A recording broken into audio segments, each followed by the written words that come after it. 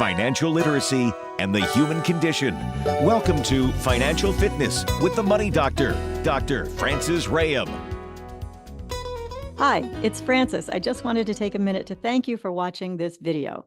If you're catching us on YouTube, please help us help others by clicking like, subscribe, and all notifications so you don't miss any videos. And check back for the next video. I think you're going to love it. Thanks again. For more information, you can visit us at hugyourmoney.com. Welcome to Financial Fitness with the Money Doctor. I'm Dr. Frances Rayam, and my guest slash partner host today is somebody I really want to introduce to you. She's somebody that I'm very grateful to have on our side, and we call her our public access specialist. So you may have heard her on the phone. She may have called you or emailed you, but I'd like for you to meet Debrah Emerson. So nice to meet all of you too. Thank you. Thanks for doing this. So, to come clean, I have wanted to do this kind of a show with you for a long time to really introduce you to people and talk about a little bit about how we work together to get the word out about financial wellness through TV and radio. But because we have a holiday coming up, I wanted to do the show today and just talk to people about Thanksgiving, not about money, just about Thanksgiving and all the things that we might be grateful for, and a fun story that you might not have heard somewhere else, just like most of the things we tell you. So Debrah's done a little research. I've done a little research, and it turns out that I'd like to tell you a Thanksgiving story that you will be able to share with your family without getting into an argument, I hope. Around the dinner table, maybe. I hope. Around the dinner table. Exactly. So let me just start by saying, I just want to play quick word association, and I will tell people I did not prep Debrah for this. She has no idea what's coming. She's being clandestine in the room. Okay. With her headphones on, right? Okay. Quick word association. Name one thing you're grateful for. My job with you. Oh, come on. Really? Thank you. Okay. I know, it's true. I love working with you. Oh, thank you. I'm grateful for my home, for my dog, for my inner world, Nice. And the love I can share with everyone on the outside world. Yeah. I think, we were talking about this off the air a little bit, that feeling of gratefulness, if you're fortunate enough to have it or to recognize it. Yes. No matter how awful things might be, most people can find and try to find something good. And that feeling of gratefulness can really lift you up and inspire you. And inspiring is what creates these new kinds of ideas for people, entrepreneurs especially. If you were to say, what am I grateful for? I mean, the list is too long, but one of the things I'm grateful for is the talented and intelligent people that I get to work with when we're developing new and creative ideas. And of course, medical advancements that allow people to live longer. I have a sister with a bilateral lung transplant.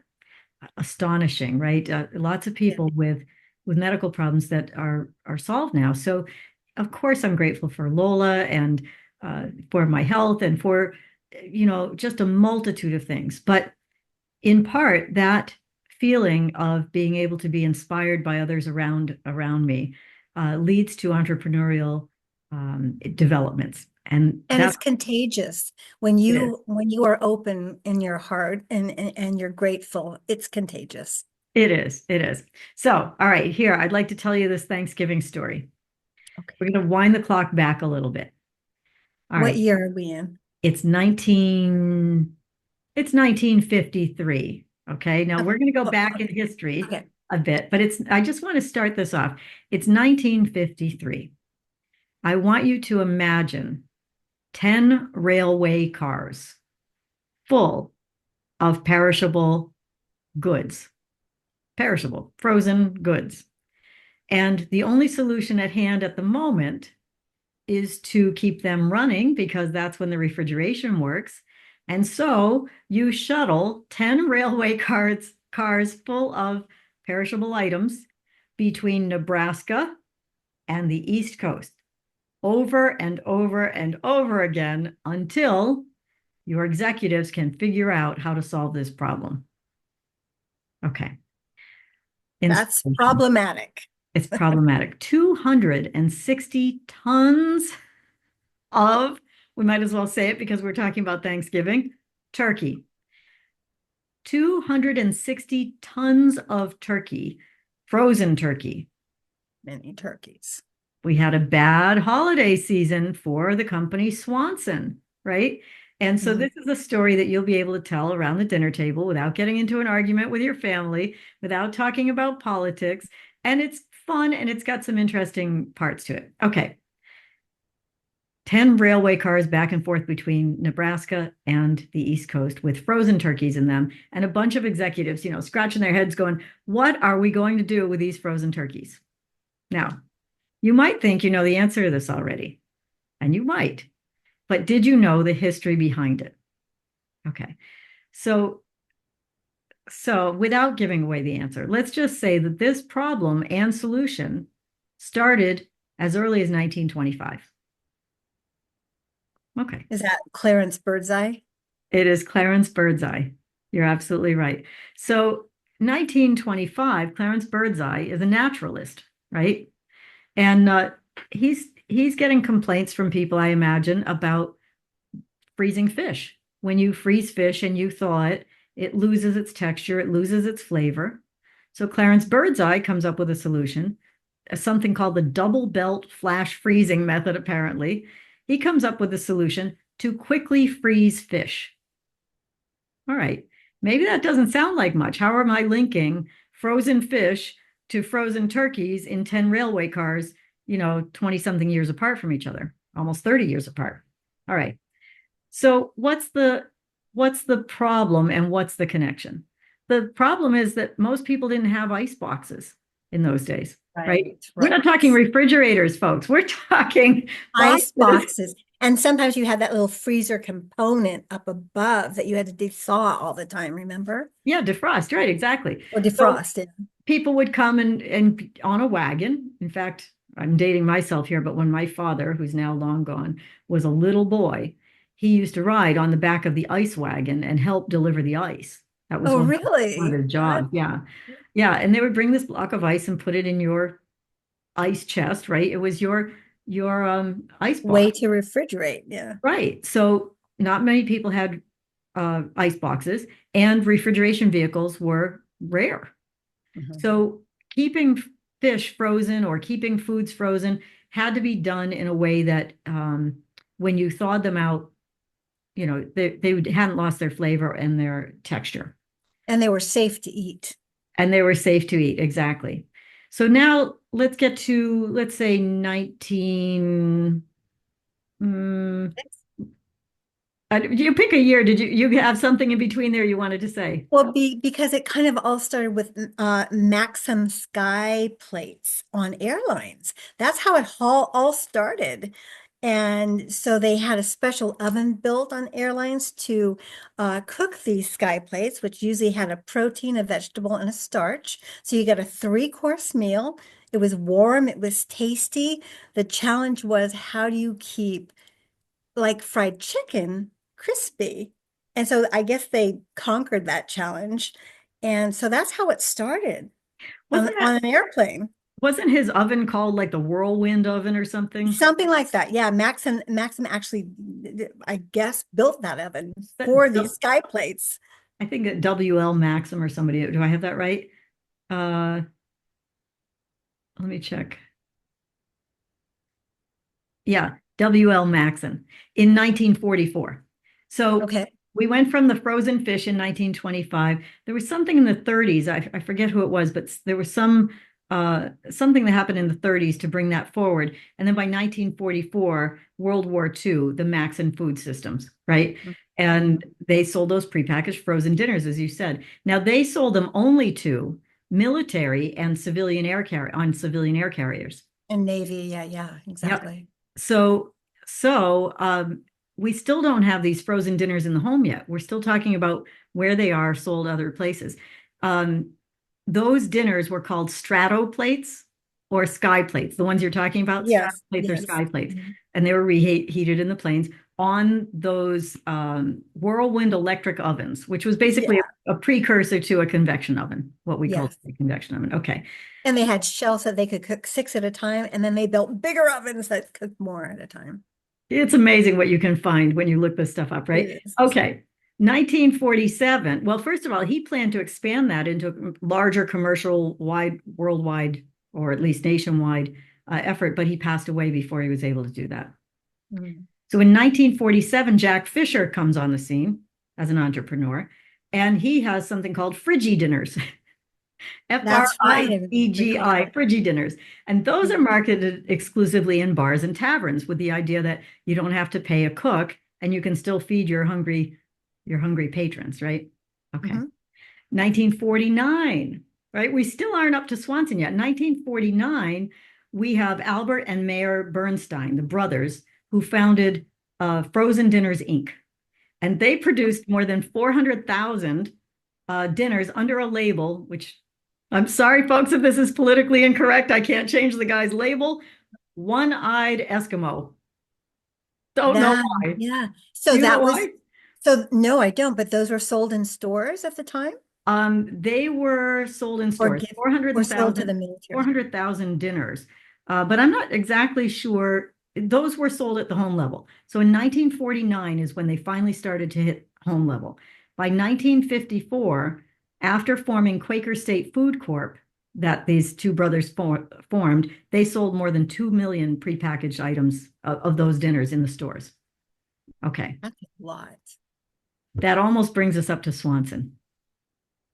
By the time, right around that time, C.A. Swanson and Sons was, they already were well known for their poultry and chicken pot pies, right?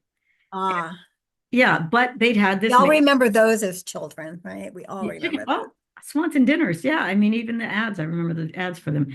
So right around this time, they kind of get this idea that, oh, we're already famous for this stuff, and somebody else is doing this, but they're not thinking much about, well, let's make some TV dinners, right? So Oh, this, no, we're not. no, so TV dinners didn't exist yet. So now these have been selling, they've been doing well. Swanson goes into the holiday season, doesn't sell as many turkeys as they'd like to, and they are stuck with 520,000 pounds of frozen turkey. A lot. A lot. And what are they going to do with it? So they decide, well, they don't decide. First of all, they shuttle them back and forth from Nebraska to the East Coast because To keep them refrigerated, that's all they right? could do. The train railway cars only worked, they only refrigerated while they were traveling back and forth. Amazing. So, so so one thing I have to say about this is it's pretty amazing that they even figured that out while, like, hey, what are we going to do with these frozen birds while we figure out what to do, right? So now there are several versions of who inspired this. I mean, there's no doubt that at this point where they decided to do this and market these dinners, that it became today, whatever, a multi-billion or trillion-dollar industry, right? It's $250 billion industry today. Is it? A Wow. quarter of $1 trillion. Still. Now we Wow. have to credit, Stouffer's and Banquet for jumping on the bandwagon and producing those Hungry players. man. Hungry Goodness. man. I mean, you name it. People who have dinners in trays Yeah, got there because of this idea, because of a that's problem. So when we're talking about inspiration and entrepreneurship, this is the kind of thing that is a defining moment. Okay. finding a solution. It is Mhm. finding a solution. So I want to talk more about that in the second half. We'll take a short break, and I promise to let Debrah talk more so that you can get to know a little bit about Debrah and meet her more. But at this point, I just want to wish everybody a happy Thanksgiving. If you can stay with us for the second half, please do that. And you can always reach out to us for help, of course. We're always available. We are. I think, Frances, you should give out your phone number. So the number here is 413-773-3333. And then what about your website? Sure, they can reach us at hugyourmoney.com. Hug like everybody needs a hug. Happy Thanksgiving, and please stay with us for the second half of Financial Fitness with the Money Doctor. Financial Fitness with the Money Doctor is sponsored by Franklin County Technical School. We build futures. Visit fcts.us or call 413-863-9561. Welcome back to Financial Fitness with the Money Doctor. I'm Frances Rayam, and my guest/colleague joining us today is Debrah Emerson. She's our public access specialist. Welcome back, Debrah. Thank you. We are talking about Thanksgiving. We're actually talking about a fun Thanksgiving story that has to do with a solution of having 260 tons of frozen turkey left. If you might feel that way the day after Thanksgiving yourself, at least today we can put that in a freezer. But back in the day, that was problematic. And so it led through some inspiration to the development of what is known as the TV dinner today in the early 1950s. And as we've talked about, there's a little history of people doing things that were similar to that, but not marketing it in the home until Swanson started to do it. And that was their solution to trucking these turkeys back and forth on railroad cars from Nebraska to the East Coast. So 1950s, they start packaging this stuff in little mini TV boxes, complete with the knobs and everything. And they target women, and they're 98 cents a piece. And it was a brilliant campaign. Brilliant. No pots, no pans, no dishes. You can throw the tray away when you're done. What's not to like about that? And the prestige that everybody wanted a TV at that point.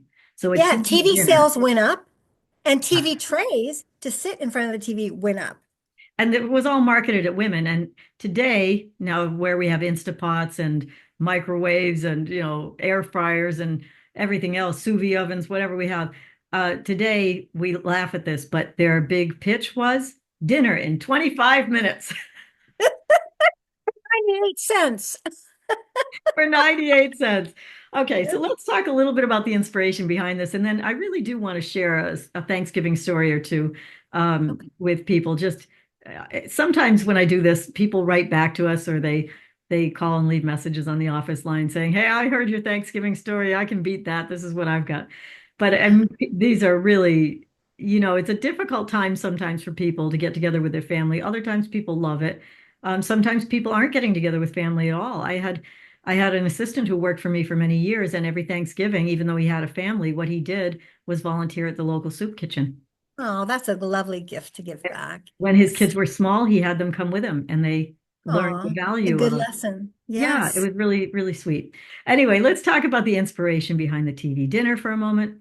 So there are several different ideas about how this happened. What happened, the fact that it became an enormous success is undebatable, right? But how it happened, who was responsible for it, is in question. There was a man named Jerry Thomas. Jerry Thomas was getting paid $200 a month working for Swanson. He'd been there a few years, and he was a salesman. That was his job.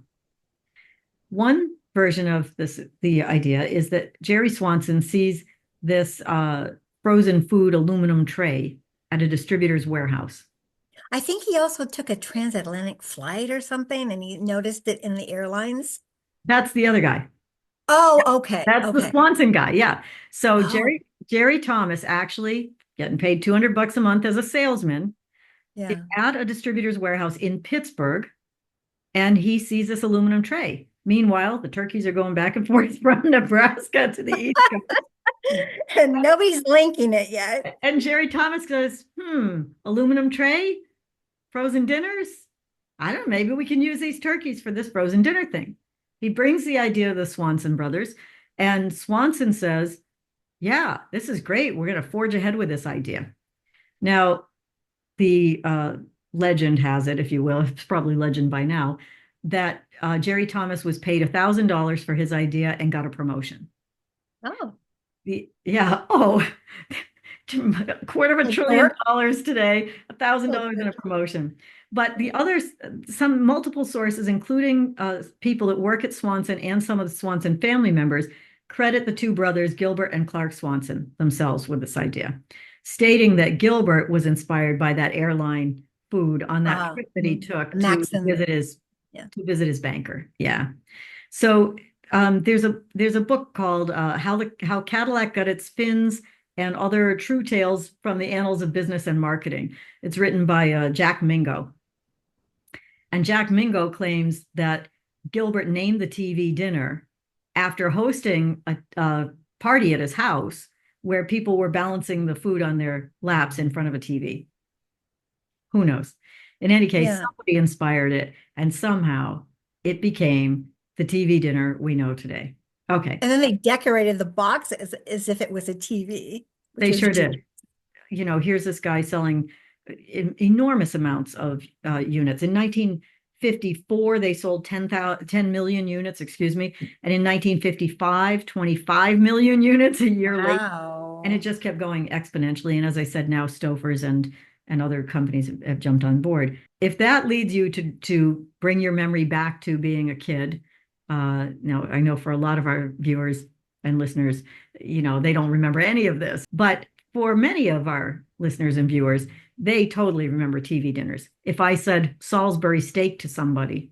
Oh, definitely TV dinner. TV dinner. And you brought up fried chicken TV dinner, right?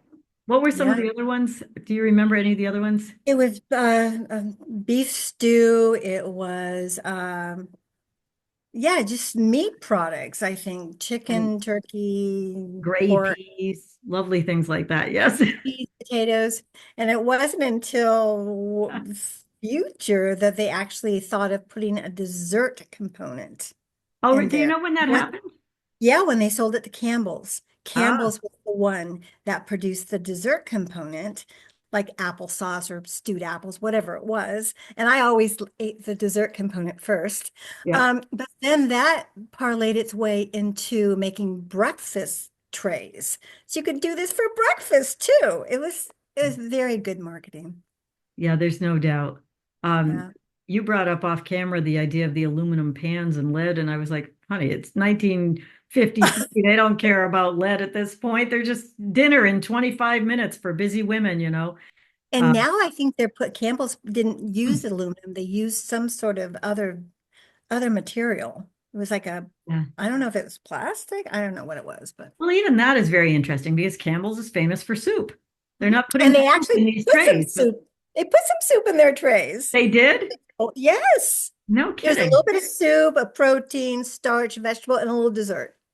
I had no idea. Okay. The things you learned. Awesome pictures. Yeah. Oh my gosh. Okay. Now, I said maybe we'd tell some Thanksgiving stories, and you said, oh, I don't have one that you like. Did anything come to mind? No. Okay. All right. That's fine. But I know you. So I remember Thanksgivings, and this is much like a lot of people, you know, the world has gotten smaller. Children move away from us easily now, and families have, you know, reduced in size. And so what I remember as a young girl, having 25 people at the house, you know, coming in from Boston or whatever, all the family around this enormous table with the kids at the second table. And, you know, I remember all of that. That's not it today. I mean, today, you know, we have 2 or 3 people, or we do a Friendsgiving, or, you know, maybe a family. Mm-hmm. So, but the, you know, cost is still a factor. Actually, without getting into the math, this year, your turkey dinner will cost you about $90. Turkey is actually down this year in price. So, is it? Oh yeah, it's way down. It's like $1 a pound in a lot of places now. So anyway, so that's the idea. Now, I have this one story I'll try and share relatively quickly with you that has to do with my niece and her first cooking episode at a Thanksgiving get together.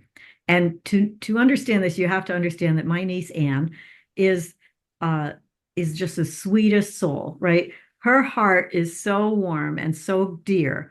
And when she gets laughing, now we're only 3 years apart, so we grew up almost like sisters, right? She's 3 years younger than me because my sister Diane is 18 years my elder. So we laughed and laughed and laughed as children. And when we would get laughing, it was hysterical. But I love stories like this that unfold. So Anne is about to come to Thanksgiving dinner, and she's old enough to cook something. And she says, I want to cook all the pies. I will bring the desserts. Don't anybody cook any pies. I'm bringing them. Okay. Now we only have about 6 people at that Thanksgiving, but she makes 4 pies. 2 Wow. apple, a pumpkin, and something else I don't remember. The apple and the pumpkin, however, were very memorable. Anne comes completely naive about what she's really bringing. She's baked these pies and she comes and we're kind of looking at the pies and the apple pie is literally black. It looks like lava. Black. Okay, it's at the top of it is completely burned without exaggeration. And the squash pie looks normal. So I go over and I say, I see that you brought these pies, honey. Oh, that's lovely. What is this one? Oh, that's apple, she says. Now she's got no idea this is going to be funny to me, right? It's apple. Okay, well, it's a little dark. Yeah, I had a little problem with my oven. Well, what happened? Well, I started cooking the pie and I cooked it for 45 minutes, like they said, and it didn't seem like it was cooked. So I called my friend who cooks at the local restaurant. Kevin was his name. I called Kevin and I say, "What about this pie?" And he says, "Well, it should be cooked by now." So she Yeah. takes matters into her own hands and she turns her oven up to 600 degrees. I remember her line. I said, "You turned your oven up to 600 degrees?" And she said, "Just for the last hour." Oh my Or half hour, whatever it was, hour or half God. hour. Oh, that's whatever it was. horrible. My oven doesn't even go up to 600 degrees. Oh, mine does, but it's clean. I mean, at that point, you're just Oh, that's locking how it you and clean cleaning it. Yeah. I said, "Ann, you didn't cook the pie, you cleaned it, okay?" 600 degrees. But we move on from there a little bit. I try to console her. It'll be okay, Ann. What about this squash pie? No, pumpkin pie. Pumpkin Pumpkin. pie. Now, you could not make this story up. I slice into the pumpkin pie and it just fills itself back in. Is it raw? Completely soupy. I don't know if it's raw or not, but I start to ask her, "What about this pumpkin pie, Anne?" And she starts to tell me the story. Well, I was going to make it from that can, that can of pumpkin that, Nana makes the pies from. But I And there's thought, a recipe on the I back don't, of that. yeah, but she said, "I don't think I want to bring a canned pie to Thanksgiving." So I had this pumpkin left over from Halloween. And she used that? She used that. Now you have to She's understand. obviously not a baker. No, you have to understand that my sister Diane, although she's a lovely person, her idea of gourmet cuisine was, boxed macaroni and cheese. So these Oh. kids really grew up separate from our household, really not learning how to cook anything. So anyway, I hope that this wasn't too silly for people, that we gave them some Thanksgiving things to think about and to enjoy, and maybe something they can laugh about at the table. And also that they got to meet a little bit of Debrah Emerson. And I hope that you'll come back and join us at a time when you can do most of the talking. Absolutely. Well, Yeah. I am an only child, and so I never had crowds of 25 at my dinner table. So, Yeah. My life was a little quieter. It's a very, Yours very different experience. And you didn't have to Yeah. eat the pies. So, No, my mom made mincemeat pies, which I didn't like. anyway, I think we should say together, Happy Thanksgiving. What do you think? I think we can. Okay. Yes. One, So happy two. Thanksgiving to everybody. I'm so happy to meet all of you and to be part of this process with Frances. And you can contact us anytime. So happy Thanksgiving. And I do mean that from the bottom of our hearts.